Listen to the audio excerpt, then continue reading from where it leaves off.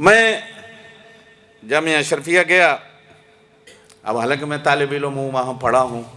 میں اگلے دن حضرت کو پوری کہانی سنا رہا تھا. جب میں دورہ حدیث شریف عالم کلاس میں وہاں داخلے کے لیے گیا تو میری عمر 16-17 سال تھی.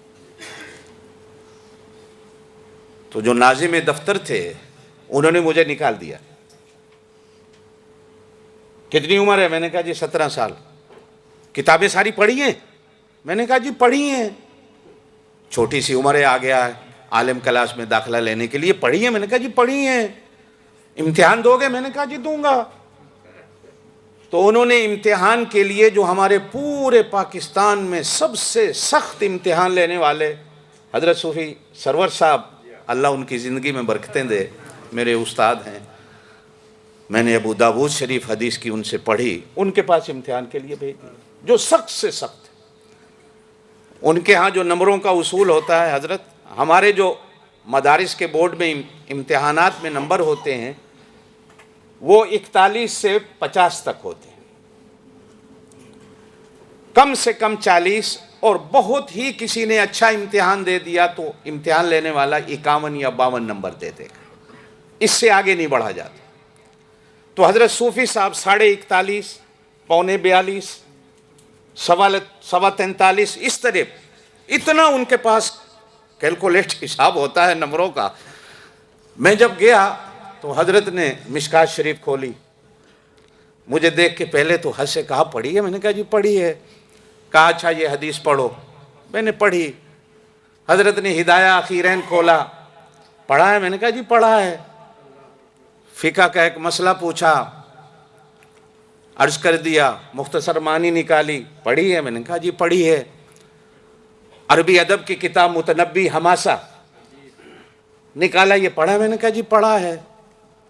تفسیر جلالین نکالی, پڑھی ہے؟ میں نے کہا جی پڑھی ہے.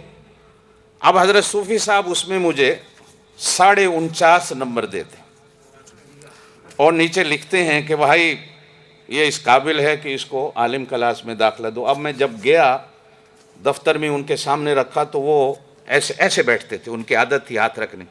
یہ حضرت صوفی صاحب کو کیا ہو گیا؟ کیا ہو گیا صوفی صاحب کو؟ اس کو اتنے نمبر بھی دے دیے اور لکھ دیا اس کو دورے عالم کلاس میں داخلہ دے دو, عمر ہے نہیں. اب میں نے کہا جی میں پڑھ کے آیا ہوں. تو اتفاقاً اسی وقت شاید وہ مجھے پھر بھگا دیتے. تو حضرت کے بڑے بھائی, اللہ ان کی قبر پر کروڑوں رحمتیں کرے, اتنے شفیق استاد, میں نے مسلم شریف ان سے پڑھی, حدیث کی دوسری سب سے بڑی کتاب. بلکہ بعض محدثین نے تو مسلم کو بخاری پر بھی ترجیح دی. اصح الکتب بعد کتاب اللہ. میرے مسلم شریف کے استاد تھے, وہ اتفاقاً تشریف لائے.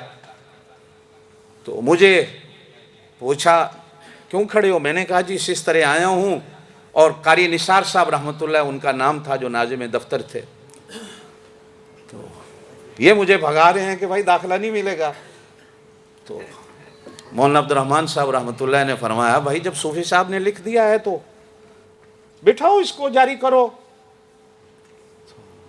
کہا جی چلیں آپ کہتے ہیں تو پھر بٹھا لیتے ہیں. ان بڑوں نے ہم چھوٹوں کو بڑا کیا اور ہم ان کی دعاؤں سے چلتے ہیں. اور میں اپنے شاگرد بچوں سے بھی کہوں گا کہ اساتذہ سے, بڑوں سے رابطہ رکھو. انشاءاللہ ایک دن آئے گا کہ اللہ پاک آپ لوگوں سے بھی کام لے گا.